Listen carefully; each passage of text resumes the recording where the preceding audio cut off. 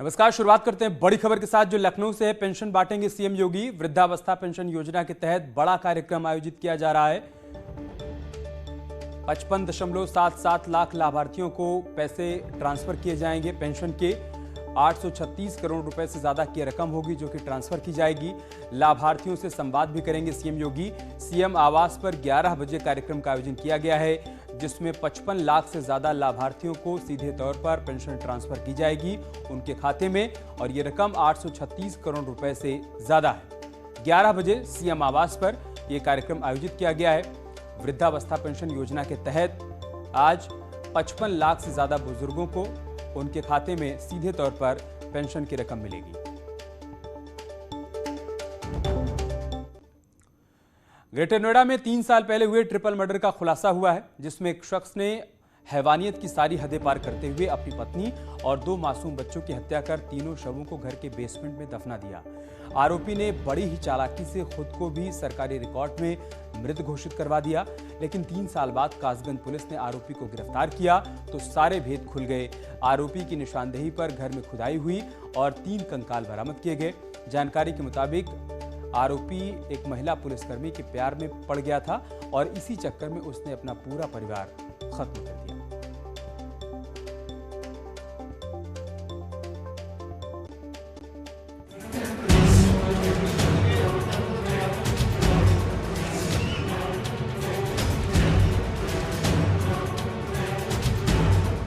इस तस्वीर में पीली टी शर्ट में खड़ा ये शख्स वो हैवान है जिसकी करतूत दिल दहलाने वाली है। ग्रेटर नोएडा वेस्ट में प्यार, इश्क और मोहब्बत में ये आरोपी ऐसा हैवान बन गया कि अपनी पत्नी और 2 बच्चों को मौत के घाट उतार दिया और घर के बेसमेंट में तीनों शवों को दफन कर हैवानियत की सारी हदें पार कर दी। 3 साल पहले हुई इस ट्रिपल मर्डर की गुत्थी बेहद उलझी हुई थी, लेकिन कासगंज में पुलिस ने जब इस आरोपी को गिरफ्तार किया तो इसके सारे भेद खुल गए, जिसके बाद कासगंज पुलिस इसे बिसरख के उसी घर में लेकर पहुंची जहां इसने तीनों के शव गाड़े थे। पुलिस ने आरोपी के सामने घर के बेसमेंट की खुदाई शुरू की जिसमें तीनों के कंकाल बरामद हुए।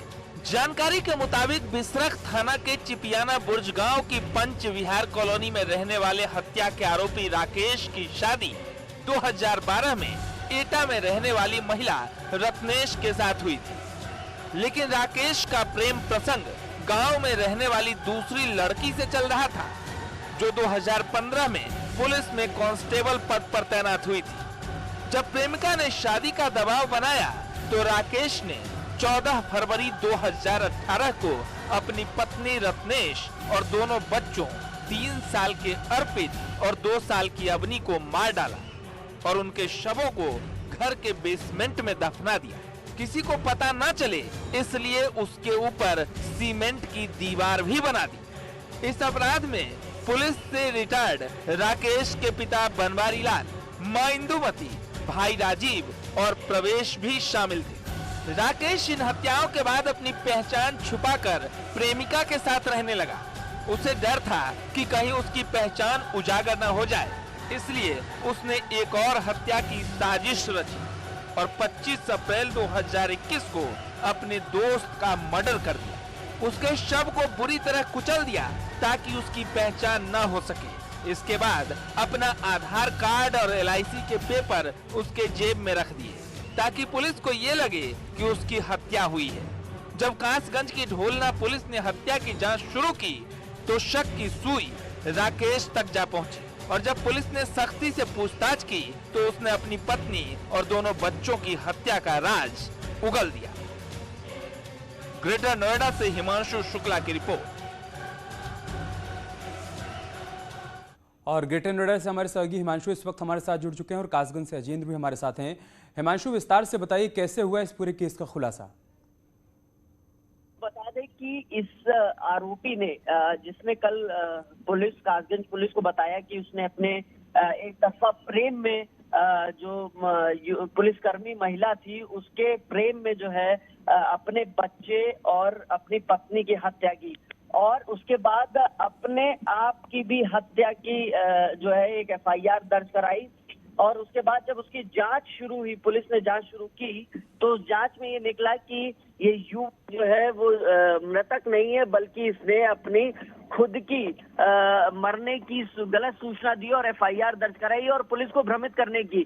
कुल मिला के ये पूरा एक षड्यंत्र था, सोचे समझे तरीके से इसको प्लान किया गया था ताकि युवक अपनी प्रेमिका के साथ रह सके।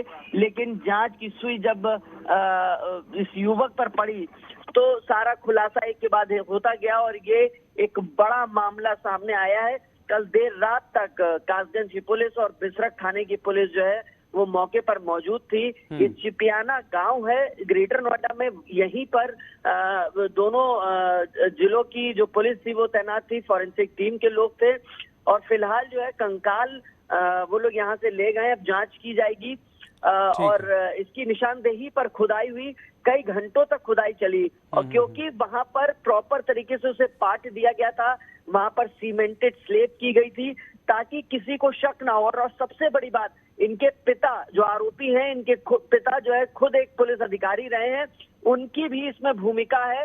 तो यानी एक तरीके से बचाने की कोशिश की गई पूरी तरीके से और एक षड्यंत्र रचा गया ताकि ये युवक जो है ये अपनी प्रेमिका के साथ रह सके। जी ठीक है अजेंद्र, हर किसी के मन में सवाल है कि जब इसने खुद को भी मृत घोषित कर दिया था तो फिर पुलिस पहुंची कैसे इस तक? पुलिस को क्या क्लू मिला जिसके आधार पर पुलिस ने ये पूरा खुलासा किया और इस आरोपी तक पहुंच पाई? मैं आपको बता दूं, ये पूरा मामला कासगंज के ढोलना थाना क्षेत्र के रहने वाला व्यक्ति बताया जा रहा है। इसने अपने गांव के एक युवक की हत्या कर दी थी और अपना आधार कार्ड वहां छोड़ दिया था, जिससे पुलिस को गुमराह हो जाए कि मेरी हत्या हो गई है। उसके परिजनों ने उसकी हत्या की रिपोर्ट भी थाने में दर्ज करा दी थी। उसके बाद लगातार पुलिस प्रयास कर रही थी कि आखिर ये व्यक्ति कौन है। जब पुलिस ने जांच में पता चला, 3 साल तक लगातार पुलिस जांच करती रही। जब यहाँ के जो नए एसपी हैं रोहन प्रमोद बोत्रे, वो 40 दिन पहले यहाँ उन्होंने चार्ज लिया था, तभी उन्होंने इस मामले को खोलने का प्रयास किया। तो लगातार 40 दिन तक वो अपनी एसओजी टीम और सर्विलांस टीम के जरिए लगातार लगे रहे। तो उन्हें पता चला कि ये व्यक्ति जो जिसकी डेड बॉडी यहाँ मिली थी वो व्यक्ति मृतक राकेश नहीं है। उसके बाद उनकी जानकारी की गई तो पता गया, तो इस व्यक्ति को गिरफ्तार किया गया। तो पता चला कि उसने अपने गांव के एक लड़के की हत्या कर दी थी, उसके सबके पास अपने आधार कार्ड डाल दिए थे और उसके बाद अपने बताया, पुलिस के अनुसार सूत्रों ने यह भी बताया रहा, उसने अपनी सर्जरी करा ली थी उसको छुपाने के लिए, अपने चेहरे को छुपाने के लिए सर्जरी करा ली थी और बाहर रह रहा था। पुलिस ने फिलहाल उसको गिरफ्तार कर लिया है। इस मामले में और भी लोगों की गिरफ्तारी हो चुकी है, लेकिन अभी पुलिस आज 8:30 बजे खुलासा करेगी, तब पता चल सकेगा कि अगर इसके साथ कौन कौन शामिल था और इस मामले में जो बड़ा खुलासा हुआ है। जी बहुत शुक्रिया आप दोनों का हमारे साथ जुड़ने के लिए और तमाम जानकारी हम तक पहुंचाने के लिए। इलाहाबाद हाईकोर्ट ने एक याचिका पर सुनवाई करते हुए मदरसों के फंड को लेकर सरकार से जवाब मांगा है। हाईकोर्ट ने पूछा है कि क्या पंथ निरपेक्ष राज्य मदरसों को फंड दे सकते हैं, महिलाओं को मदरसों में प्रवेश पर रोक है। कोर्ट ने इन सभी सवालों के राज्य सरकार से 4 हफ्ते के भीतर जवाब मांगे हैं। याचिका की सुनवाई 6 अक्टूबर को होगी। कोर्ट ने राज्य सरकार से यह भी पूछा है कि मदरसों के पाठ्यक्रम, शर्तें, मान्यता का मानक, खेल मैदान की अनिवार्यता का पालन किया जा रहा है या फिर नहीं, क्या लड़कियों को प्रवेश दिया जाता है, इसका भी जवाब दिया जाए। कोर्ट ने यह भी पूछा है कि क्या धार्मिक शिक्षा देने वाले अन्य धर्मों के लिए कोई शिक्षा बोर्ड है। कोर्ट ने कहा कि संविधान की प्रस्तावना में पंथ निरपेक्ष राज्य की स्कीम है, तो सवाल है कि क्या पंथ निरपेक्ष राज्य धार्मिक शिक्षा देने वाले स्कूलों को फंड दे सकते हैं। सरकार का जवाब आने पर अब आगे सुनवाई की जाएगी।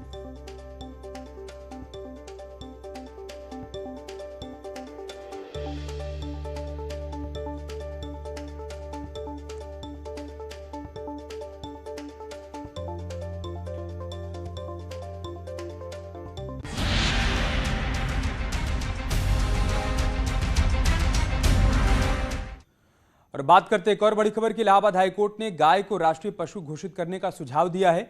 एक मामले की सुनवाई के दौरान कोर्ट ने कहा कि केंद्र सरकार को इस पर विचार करने की जरूरत है। कोर्ट ने गाय को राष्ट्रीय पशु का दर्जा दिलाने के लिए सरकार को सदन में बिल लाने का सुझाव दिया है। कोर्ट ने यह भी कहा है कि गोरक्षा को किसी भी धर्म से जोड़ने की जरूरत नहीं है और गाय को नुकसान पहुंचाने वालों के खिलाफ कड़ी कार्रवाई होनी चाहिए।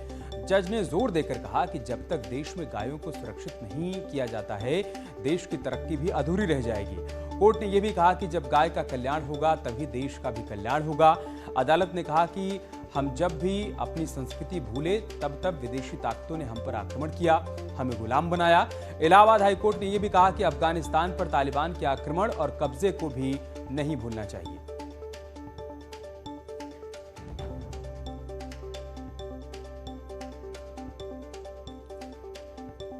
और चलिए आपको बताते हैं कि गाय को लेकर कोर्ट ने क्या क्या सुझाव दिया है, क्या कहा है। गाय को राष्ट्रीय पशु घोषित करना चाहिए, कोर्ट की तरफ से ये सुझाव आया है। इसके अलावा कोर्ट ने केंद्र सरकार को ये भी सुझाव दिया है कि इस पर विचार किया जाए। सरकार को सदन में बिल लाना चाहिए। गोरक्षा को धर्म से जोड़ने की जरूरत नहीं है, गाय को भी मूल अधिकार मिलने चाहिए। गाय को नुकसान पहुंचाने वालों पर कार्रवाई हो, कोर्ट की तरफ से यह भी सुझाव दिया गया है। साथ ही गायों की सुरक्षा के बिना देश की तरक्की अधूरी है, कोर्ट की तरफ से बात भी कही गई। गाय के कल्याण से ही देश का कल्याण होगा। गाय का सम्मान करना हर देशवासी का कर्तव्य है। जब भी संस्कृति भूले हैं, विदेशियों ने हमें गुलाम बनाया। साथ ही कोर्ट ने कहा कि अफगानिस्तान पर तालिबान के कब्जे को भी नहीं भूलना चाहिए। इस तरह से अंकित किया है और ये कहते हुए कि संसद में बिल पास करके गाय को राष्ट्रीय पशु के रूप में घोषित करना चाहिए और हमारा सबका ध्यान इस ओर आकर्षित होना चाहिए कि गाय की गोहत्या बंद होनी चाहिए पूरी तरह से। और संसद में जो भी कानून पास किए जाएं इस संबंध में, उसको सरकार की यह प्राथमिकता हो कि इसको पूरी तरह से लागू कराया जाए अपने कानून को। धर्म क्या ज्यादा जिससे कि नफरत फैलेगी। कोर्ट ने यह भी कहा कि कानून बना, लेकिन भारतीय संविधान के धारा 48 में केंद्र के को ये पावर देने के बजाय राज्यों को पावर दे दिया गया, जहां पर बहुत से प्रदेशों में आज भी गौहत्याएं पर कोई प्रतिबंध नहीं है। कोर्ट ने कहा कि इस पशु को राष्ट्रीय पशु घोषित कर देना चाहिए, क्योंकि इससे लोगों की भावनाओं को क्षति पहुंचती है। कोर्ट ने यह भी माना कि कई मुगल हाईकोर्ट के सुझाव का संत समाज ने समर्थन किया है। संतों की तरफ से क्या प्रतिक्रिया आई है वो भी देखिए। देश के यशस्वी मुख्यमंत्री योगी जी महाराज से निवेदन करता हूं कि हम लोग शुरू से मांग करते आ रहे हैं कि गौ को राष्ट्रमाता घोषित किया जाए, राष्ट्रीय पशु नहीं राष्ट्रमाता घोषित किया जाए। यह मांग शुरू से ही हम लोग की रही है, लेकिन साधुवाद है उच्च न्यायालय का जिसने यह आदेश दिया, स्वागत योग्य है, धन्यवाद है। और मैं आभार व्यक्त करता हूं और निवेदन करता हूं कि जल्द से जल्द इस पर निर्णय लिया जाए। और गाय पर कोर्ट के सुझाव के बाद सियासत भी तेज हो गई है। बीजेपी, कांग्रेस और समाजवादी पार्टी का क्या कहना है वो भी देखिए। माता के तमाम रखरखाव को लेकर लगातार भारतीय जनता पार्टी की सरकार उत्तर प्रदेश में, देश में, हम चूंकि ये हमारी सांस्कृतिक धरोहर है और धार्मिक आस्था भी है, तो इसलिए इसको एक बड़ा विस्तार मिलेगा पूरे विश्व के लेवल पर अगर हम जिस तरह का सुझाव माननीय उच्च न्यायालय का आया है इस पर अमल करेंगे, क्योंकि हमारे उत्तर प्रदेश में और देश में गौ माता को बहुत ही सम्मान और आस्था के तहत लिया जाता है, इसलिए बहुत अच्छा सुझाव है। उत्तर प्रदेश में गोवंश पर प्रतिबंध है, लेकिन गोवा में कोई प्रतिबंध नहीं, असम में कोई प्रतिबंध नहीं, पूर्वोत्तर राज्यों में कोई प्रतिबंध नहीं। इसका एक राष्ट्रीय स्वरूप किया जाना चाहिए और भारतीय जनता पार्टी को बताना चाहिए कि जिस तरीके से वो सांस्कृतिक एकता की बात करती है, गौ माता के संरक्षण की बात करती है, तो उनके कुछ राज्यों में गौवध क्यों जायज है। जब से भारतीय जनता पार्टी की सरकार इस उत्तर प्रदेश में आई है, गाय माताओं के लिए रहने के लिए जगह नहीं है। वो रोड पे घूमती रहती हैं, चाहे वो बारिश हो, गर्मी हो, ठंड हो, बेचारी रोड पे रहती हैं। इन्होंने नाम के गौशाला बनाए हुए हैं, लेकिन वहां पे खाने तक का खाना प्रोवाइड नहीं कर पाते, बेचारी भूख से उनकी मौतें होती हैं। और कई बार तो गाय माता रोड पे ट्रक से टकरा के उनकी मौत हो जाती है। और ये भारतीय जनता पार्टी की सरकार गाय माता पे राजनीति तो करती है, लेकिन गाय माता को भोजन नहीं दे सकती, उनके रहने की व्यवस्था नहीं कर सकती। इससे ज्यादा शर्म की बात तो किसी भी सरकार के लिए हो ही नहीं सकती। यहां रुक रहे हैं छोटे से ब्रेक के लिए, जल्द लौटेंगे कुछ और खबरों के साथ। और एक बड़ी खबर लखनऊ से आ रही, युवती पर चाकू से हमला हुआ है। स्कूटी लूट के विरोध पर बदमाशों ने चाकू मार दी है। पुलिस ने युवती को अस्पताल में भर्ती करवाया है। घटनास्थल से कुछ ही दूरी पर स्कूटी बरामद हुई है। कुडम्बा के सहारा स्टेट के पास की घटना है। मामले की जांच पड़ताल में पुलिस जुटी हुई है। ये तस्वीरें देखिए आप। घायल युवती को पुलिस ने फौरन अस्पताल में भर्ती करवाया है। स्कूटी बरामद कर ली गई है और साथ ही आरोपियों की तलाश भी की जा रही है। उन्नाव से बीजेपी सांसद साक्षी महाराज ने मुसलमानों को लेकर एक बार फिर से विवादित बयान दिया है। उन्होंने कहा है कि भारत को स्वतंत्र और खुश रखने के लिए यूपी में योगी आदित्यनाथ का मुख्यमंत्री और देश में मोदी का प्रधानमंत्री रहना जरूरी है। साक्षी महाराज का वीडियो सोशल मीडिया पर वायरल हो रहा है। अब तक 40 लाख मुसलमानों का कत्ल हुआ है और 40 के 40 लाख मुसलमान किसी आरएसएस वाले ने नहीं मारे, बजरंग वाले ने नहीं मारे, कलमा पढ़ पढ़ करके मौलवियों ने मरवाए। आप जो इनके ताजिया निकलते हैं ना, तो ताजिए में कहते हैं हाय हुसैन हम न हुए, हाय हुसैन हम न हुए। तो हाय हुसैन हम न हुए, इनको हुसैन को मारने वाले कौन थे? हुसैन का कत्ल तो करबला की धरती पर कुरान की आयतें पढ़ पढ़ के उनका कत्ल किया गया था। तो ये लोग जो तालिबानी सोच के लोग हैं, ये धरती के दुश्मन हैं। अफगानिस्तान से भगा दिए तो हिंदुस्तान आ गए, और हिंदुस्तान में अगर भगवान न करे कैसी स्थिति आ जाए तो कहां जाने वाले हो? कोई जगह है क्या? बोलो ना। समुद्र में डूब के मरने के अलावा कोई जगह है नहीं। इसलिए हिंदुस्तान ठीक रहे, हिंदुस्तान स्वतंत्र रहे, आजाद रहे, इसके लिए आवश्यक है उत्तर प्रदेश में योगी आदित्यनाथ मुख्यमंत्री रहें और देश में मोदी जी देश के प्रधानमंत्री रहें। और चलिए इसके साथ इस बुलेटिन में इतना ही। खबरें जारी हैं, आप बने रहिए हमारे साथ। नमस्कार।